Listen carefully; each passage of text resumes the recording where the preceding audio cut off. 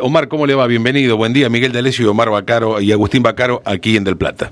Buen día, ¿cómo les va? Un gusto saludarlos, ¿cómo están? Bien, Omar, bueno, un poquito conversar sobre lo de ayer, ¿no? Yo tenía mi particularidad de ver una persona que mostró una insensibilidad como testarudez de quedarse 12 horas ahí sentado, ¿no?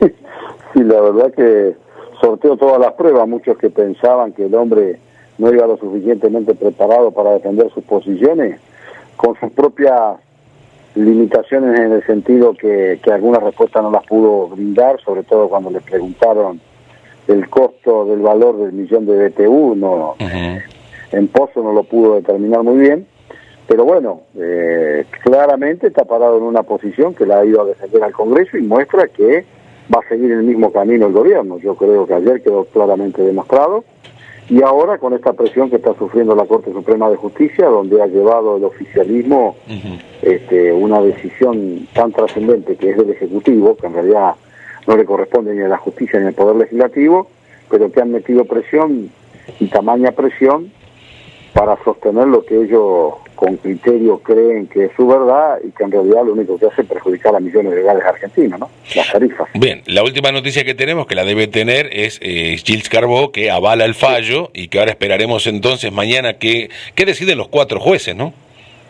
Sí, la procuradora emitió un comunicado donde avala el fallo que hubo de la cautelar. Y también no es menos preocupante la situación de la jueza de San Martín, que ha sido amenazada. También. Esto también hay que resaltarlo. Pero bueno, estos son los errores de un ejecutivo que termina judicializando la política por la propia impericia. Y Plaini, en el estamos en mano un poco de lo que diga la Corte, más allá que en definitiva lo que diga la Corte siempre pasa por la resolución que tiene el Ejecutivo. El tema tarifa es una responsabilidad del Ejecutivo.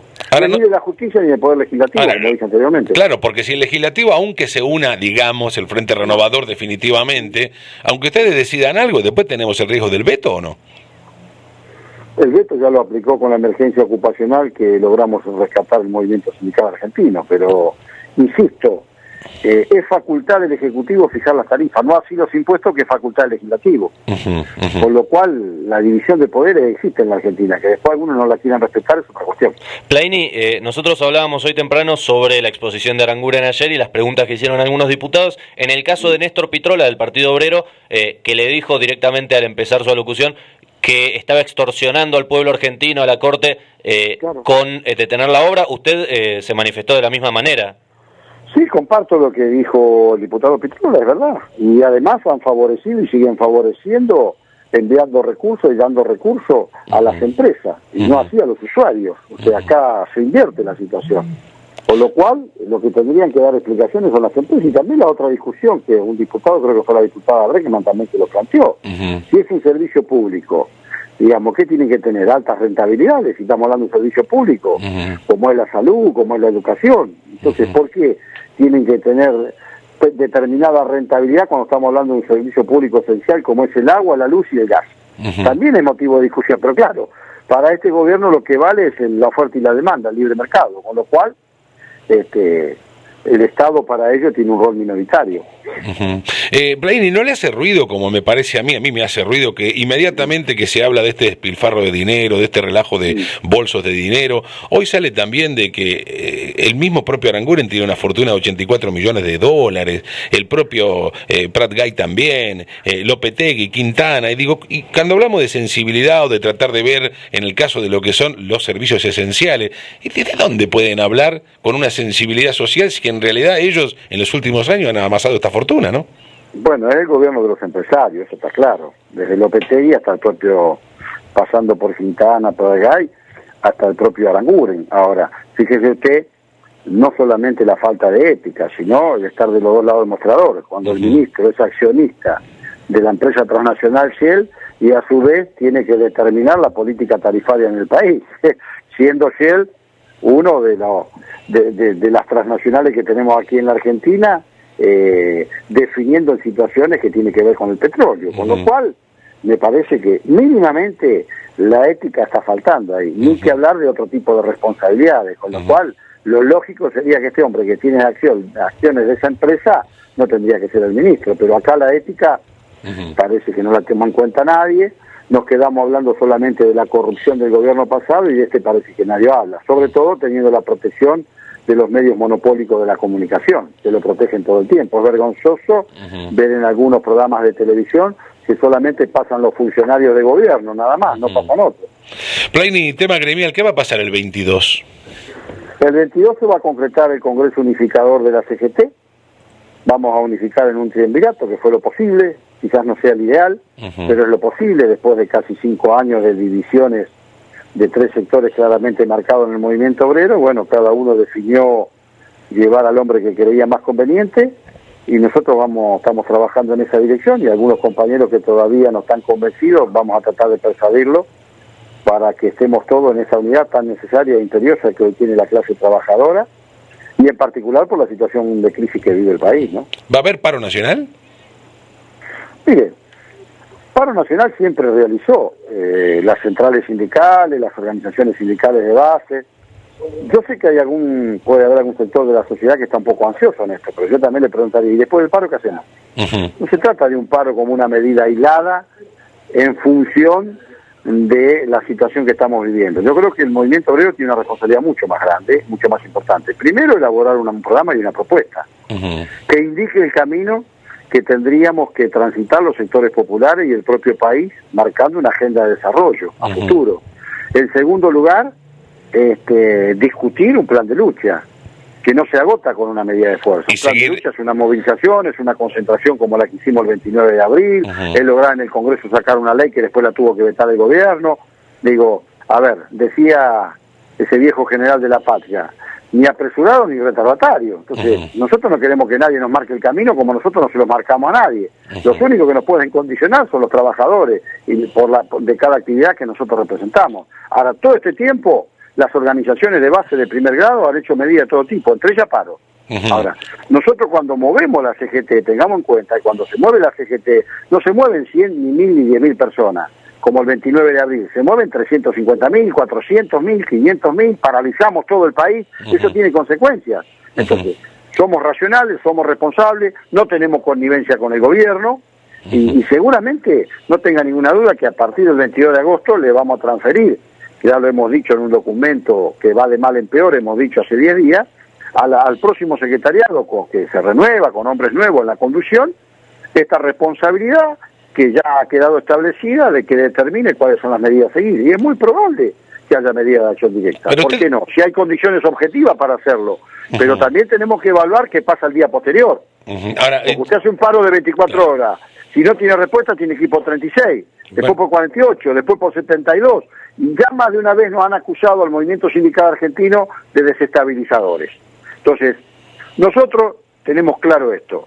No somos obsecuentes de ningún gobierno, ni conniventes con ningún gobierno, pero tampoco desestabilizamos una situación del país. Ahora bien, este gobierno lleva 8 meses y no está dando respuesta y se lo venimos advirtiendo. Están profundizando el conflicto social, con lo cual seguramente que la CGT va a dar una respuesta. Y no tenga ninguna duda que si tenemos que hacer una medida de fuerza, la vamos a hacer, no vamos a dudar un segundo. Porque le digo, no le dieron respuesta y aún con el impuesto a las ganancias todavía es como que están mirando por otro lado, ¿no? Bueno, eso se lo dijimos también en el documento. El gobierno se comprometió en campaña, usted recordará ese spot que aparecía con un suéter azul, el actual presidente, donde decía que le iba a eliminar el impuesto a la ganancia. No solo no lo eliminó, que sino después cambió la actitud y dice que va a presentar un proyecto, ya lo viene diciendo hace 8 meses, en el Congreso de la Nación, para discutir sobre todo las alícuotas y las escalas, que hace 15 años que no se modifica, que lo más grave que tiene ese maldito impuesto. Por lo tanto, nosotros venimos exigiendo, y es uno de los temas que va a exigir el movimiento obrero, por el cual también más de una vez nos dijeron que lo único que nos preocupábamos era por algún sector de la aristocracia obrera, porque nos preocupábamos por ese impuesto al salario. No, mire, nosotros en la agenda tenemos la indigencia, la pobreza, el sector informal. Lo que pasa es que no se revisa la totalidad de la agenda de la CGT. Se busca con qué titular, qué puede impactar en los medios, y dicen, bueno, el movimiento obrero se preocupa solamente por eso. Si así fuera, no tendríamos el grado de responsabilidad y de representación que tenemos el sindicalismo argentino. Yo creo que una de las esperanzas del laburante está en ustedes a partir del 22, porque después de ver a este hombre las 12 horas sentado tan firme y impoluto, ¿no? Como que en definitiva no tiene la sensibilidad, insisto en la palabra, ¿no? De ver que la gente no llega a pagar. A ver, Yo lo vengo diciendo hace tiempo, creo que a partir de la unidad de la CGT va a ser el gran reordenador del movimiento nacional justicialista, pero también tienen responsabilidad de los sectores políticos, también tendremos que hacer una autocrítica, por qué llegamos hasta aquí, por qué perdimos las elecciones, porque creo que más que ganar Cambiemos perdió Frente para la Victoria por sus propias contradicciones, algo debemos haber hecho mal, que los conservadores llegaron al gobierno con el voto ciudadano. En alguna cosa nos habremos equivocado. No podemos ser fundamentalistas de no creer, y hablo, primera autocrítica me la hago para el movimiento obrero. ¿Por qué cada vez que nosotros tenemos un gobierno de nuestro signo ideológico peronista, nosotros no tenemos la suficiente autonomía frente al gobierno, terminamos haciendo política de connivencia y de genuflexión en muchos casos y nos pasan estas cosas? ¿Lo escuchás? En segundo lugar, sí. No quiero que la frase de Borges sea la que me acompañe y diga que a nosotros nos une el espanto. Porque después eso se utiliza, la frase se echa, la palabra fácil, pero bueno, también tendrá que analizar el sector político de nuestro movimiento cuáles fueron las cosas que no alcanzó para que nosotros hoy estemos frente a un gobierno de esta característica que lo único que le importa es la oferta y la demanda y es echa al Estado casi en su totalidad. Le decía, ¿no escuchó lo que dijo Gioja en el final de su alocución cuando le habló de que lo hablaron la gente del call center del Ministerio de Energía, que había 300 despidos? Digo, ¿reaccionó alguno? Sí, claro, pero a ver, si usted mira una editorial hoy de Ismael Bermúdez en Clarín, uno de los grandes medios monopólicos del país que cubre al gobierno, están reconociendo que hay cerca de 100.000 despidos entre privados y estatales. Cuando nosotros lo decíamos a la semana de este gobierno que estaban despidiendo compañeros, ¿qué nos decían de todos los sectores? Que no era así, que eso no existía, que no había despidos. Dejá gobernar, le decían, dejá gobernar. Claro. Bueno, nos decían que dejemos gobernar. Ahora, usted imagínese lo que yo le estoy planteando. Sí. Por eso digo, cuando la CGT sale a la calle en un plan de lucha, mire que después no hay retroceso en eso. No vaya a hacer cosas que aparezcan los de siempre, ahí están los estabilizadores, porque el prejuicio entre la clase media y el movimiento obrero existe, lamentablemente, y tal vez nosotros tenemos prejuicio. Pero cuando la cosa viene mal, es piquete y cacerola, la lucha es una sola. Ahora, cuando la cosa se mejora, como en los últimos 12 años, hubo recomposición del tejido social en grandes aspectos, la clase media mira a la oligarquía como el espejo donde se referencia. Entonces pongámonos de acuerdo. O nosotros somos muy malos, o tampoco somos tan buenos, o estamos en el medio de una situación, pero tenemos responsabilidades. El sindicato no es solamente la lucha y la pelea. Todos los días se abre la puerta al sindicato para dar salud, para dar educación, formación, capacitación, cultura, recreación. Mire, dos de los sindicalismos más importantes del mundo son el alemán y el argentino. ¿Sabe por qué? Por todo lo que nosotros gestionamos. Nosotros gestionamos a la par de cualquier intendente, de cualquier gobernador, de acuerdo a la dimensión de la organización sindical, porque todos los días tenemos que dar respuesta a los afiliados. Entonces el sindicalismo argentino no será tan malo como dicen algunos, no será tan perverso como manifiestan otros, y cuando tenemos grado de responsabilidad y racionalidad por la representación, no nos diga que somos conniventes, sino que al contrario, nosotros respetamos el voto popular, pero, como decía el general, todos los pueblos hacen tronar el escarmiento cuando vemos que la cosa no funciona. Pleini, volviendo al tema de la unificación de la CGT, ¿ustedes tienen la seguridad de que van a alcanzar un consenso en esta idea de un triunvirato? Nosotros hemos tenido voces acá del gremialismo que se mostraban intransigentes en la negativa a esto, diciendo que no era un punto negociable ese. ¿Ustedes creen que van a alcanzar ese acuerdo?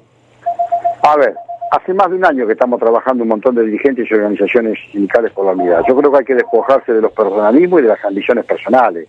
Nosotros estamos convencidos que el acuerdo lo alcanzamos el día lunes, por supuesto, para eso hemos trabajado. Lo que no quiere decir que yo le dé seguridad a usted que esté en el 100% de las organizaciones, pero el 80% estuvo en el último plenario de secretarios generales donde emitimos el documento de mal en peor.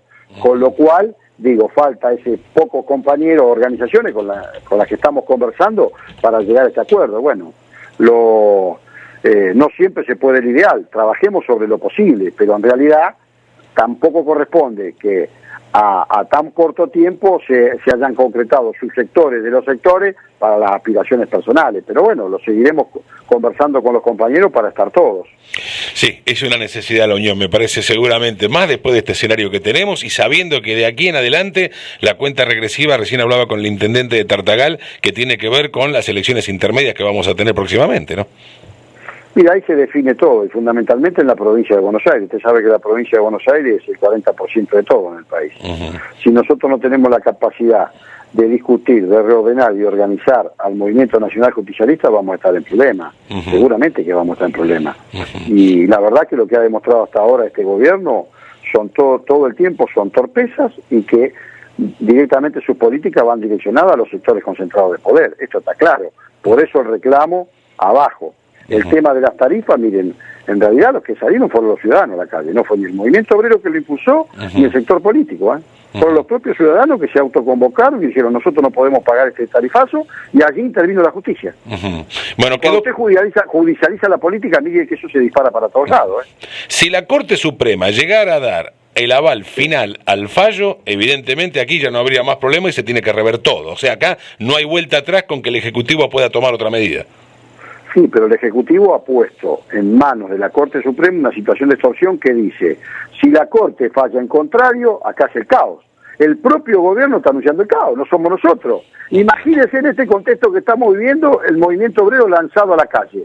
Digo, ¿a quién después van a buscar como chivo expiatorio? Nosotros ya lo hemos vivido esto. Pero Omar, si ellos dijeron de que encontraron un país arruinado y devastado y le quieren meter un 400% de aumento, es insólito. Acá tengo una diferencia. Ellos no dijeron que encontraron un país devastado y arruinado. Yo recuerdo que a la semana de haber asumido el gobierno, el actual ministro de Hacienda y Economía, el mismo que está desde el primer día, dijo, frente a una pregunta de un colega suyo, él expresó, hemos encontrado una situación difícil, pero no se iguala a la de otros momentos en la Argentina. ¿Qué se sobreentiende? Que no es igual a la del 89 ni a la del 2001. Claro. Con lo cual, como vieron que después nos daban pie con bola en ese ensayo y error que van a practicar en un gobierno nacional, salen a decir la herencia recibida, las bombas que nos dejamos. ¿Por qué no lo dijo a la semana? Entiendo. Estamos hablando de gente que son profesionales, son CEOs de todas las empresas transnacionales y nacionales. No son tipos que llegaron hoy a un lugar y no conocen nada. Que no conozcan de política es otra cuestión. Bueno, yo lo lamento, hubieran puesto hombres de la política y no CEOs empresariales, es una responsabilidad de ellos. Por lo tanto, esto de ensayo y error, pego un impuestazo del 1800% y como veo que la cosa me viene mal, digo, bueno, nos quedamos en 400. Sobre la base de que lo dijeron.